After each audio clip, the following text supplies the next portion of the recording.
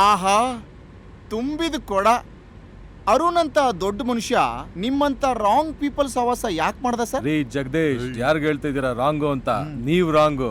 ಬೆಳಗ್ಗೆಯಿಂದ ನಾನು ನೋಡ್ತಾ ಇದ್ದೀನಿ. ಇಷ್ಟೊತ್ತಿಗೆ ನಾವು ಡೆಸ್ಟಿನೇಷನ್ ರೀಚ್ ಆಗ್ಬೇಕಾಗಿತ್ತು. ಸುಮ್ನೆ ಊರ್ ಸುತ್ತಿಸ್ಕೊಂಡು ಬಿಲ್ ಆಗ್ತಾ ಇದೀರಾ. ಆಕ್ಚುಲಿ ನಿಮ್ ಮ್ಯಾಪೇ ರಾಂಗು ಸರ್.